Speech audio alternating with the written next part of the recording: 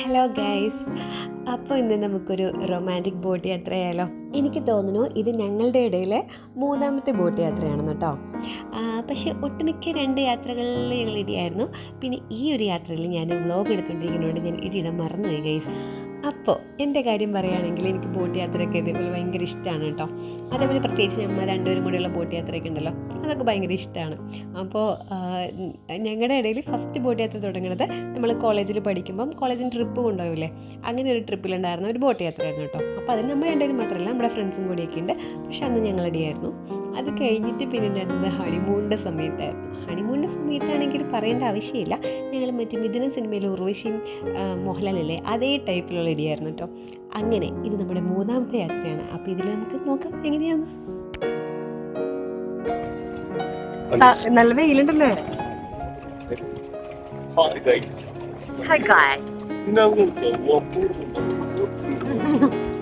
അപൂർവമായ ഒരു ബോട്ടിംഗ് ആണ്.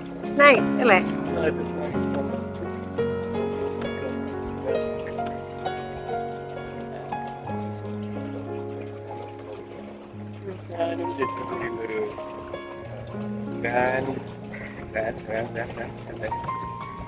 ഞാനും ചുറ്റുംകൂടി ഇന്ന് ഗോകുലം ബ്രാൻഡിലെ ഒരു ചെറിയ ബോട്ടിന് വന്നിരിക്കുകയാണ്. കൊള്ളാം. ജഡ്ജി എപ്പോഴും ഫോട്ടോ എടുത്ത് ബിസി ആയിരുന്നെങ്കിലും ഇങ്ങനെ ഒരു ആക്ടിവിറ്റി ജഡ്ജിന് ഇഷ്ടമായിരുന്നു. ഓക്കെ, തിരിച്ച് ജഡ്ജിനെ കിട്ടിയിരിക്കുകയാണ്. അധികം പണിയെടുക്കില്ല, ശ്രദ്ധിച്ചറിയാൻ ഞാൻ എൻ്റെ കാലാണെങ്കിൽ ഫോണിന്റെ വെള്ളത്തിലോട്ട് പോവാണ്ട് വീഡിയോ കോൺസെൻട്രേറ്റ് ചെയ്ത് എല്ലാം എടുത്തോണ്ടിരിക്കുകയാണ്. സ്ഥലത്തെ കാഴ്ചകളൊന്നും കാണുന്നില്ല, ഞാൻ മാത്രമേ കാണുന്നുള്ളൂ. പറഞ്ഞു വന്നപ്പോഴാട്ടോ മൂന്നാമത്തെ അല്ല, അതിനിടയ്ക്ക് നമ്മൾ ബോട്ട് യാത്രയൊക്കെ ചെയ്തിട്ടുണ്ട്. നമ്മൾ തായ്ലാൻഡ് ട്രിപ്പ് പോയപ്പം ഒരു അടിപൊളി, അതൊരു വഞ്ചിയായിരുന്നു കേട്ടോ. കാരണം ഒരു ഫ്ലോട്ടിംഗ് മാർക്കറ്റിൻ്റെ ഉള്ളിൽ നടത്തിയിട്ടുള്ള ഒരു അടിപൊളി വഞ്ചി യാത്ര ഉണ്ടായിരുന്നു കേട്ടോ. അത് പിന്നെ റൊമാൻറ്റിക് ആയിട്ടിരിക്കാൻ പറ്റില്ലല്ലോ, നമ്മൾ ആ ഒരു കാഴ്ചകളൊക്കെ കണ്ട് നല്ലൊരു വൈബ് അവിടെ അങ്ങനെ ഉണ്ടായിരുന്നു കേട്ടോ.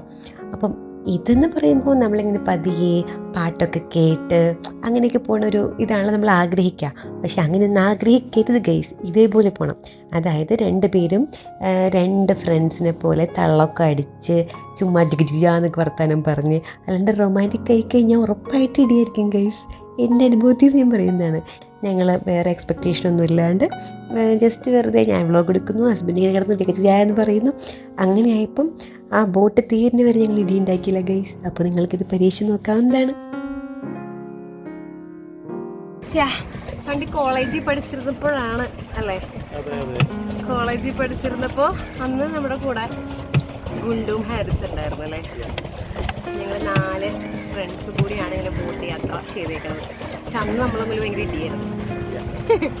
അത് കഴിഞ്ഞിട്ട് പിന്നെ ഹണിമൂണിൻ്റെ സമയത്ത് പോയിട്ടുണ്ട്, അന്ന് ഇടിയായിരുന്നു. ഇന്നിപ്പോ വലിയ കുഴപ്പമില്ല.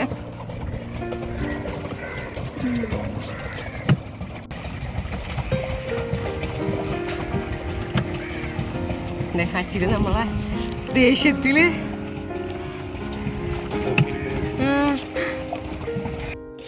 അപ്പോൾ എൻ്റെ ടിപ്സൊക്കെ കേട്ടല്ലോ. പ്രത്യേകിച്ചും കല്യാണം കഴിഞ്ഞ ഉടനെയുള്ള കുറച്ച് കപ്പിൾസിൻ്റെ അടുത്ത് വേണ്ടിയിട്ടാണ് ഈ ഒരു ടിപ്സൊക്കെ കേട്ടോ. ഇപ്പോൾ ഞങ്ങളുടെ കല്യാണം കഴിഞ്ഞിട്ട് 12 വർഷം കഴിഞ്ഞ് 13ാമത്തെ വർഷത്തിലോട്ട് കിടക്കുന്നു.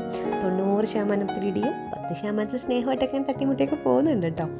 അപ്പോൾ എക്സ്പെക്റ്റേഷൻ ഇല്ലാണ്ടുള്ള യാത്രകൾ കുറച്ചും കൂടി മനോഹരമായിരിക്കും എനിക്ക് തോന്നുന്നു. പക്ഷേ ഗേൾസ് കുറച്ചും കൂടി എക്സ്പെക്റ്റേഷൻ മോഡലാണ് ഉണ്ടാവുക, അതുകൊണ്ട് പറഞ്ഞിട്ട് കാര്യമില്ല. അപ്പം ഈ ഒരു രീതി നിങ്ങളോട് പരീക്ഷ നോക്കും കേട്ടോ.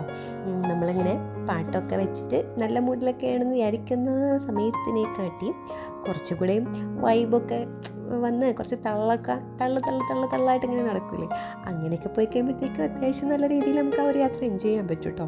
നമ്മൾ ഉദ്ദേശിച്ച റൊമാൻറ്റിക് മൂഡ് അല്ലാന്നുണ്ടെങ്കിലും ആ ഒരു നല്ലൊരു വൈബ് യാത്ര നമുക്ക് കിട്ടും. സോ എല്ലാവരും പരീക്ഷിച്ച് നോക്കാം. നമ്മളെ മിക്കവാറും എല്ലാവരും ഓരോരുത്തരുടെ ഫോട്ടോസും റീലൊക്കെ കണ്ടിട്ട് വീട്ടിൽ പോയി ഇടി ഉണ്ടാക്കണവരായിരിക്കും. അങ്ങനെയല്ല ഗൈസ്, ഈ റീൽസ് ലൈഫും റിയൽ ലൈഫും രണ്ടാണ്.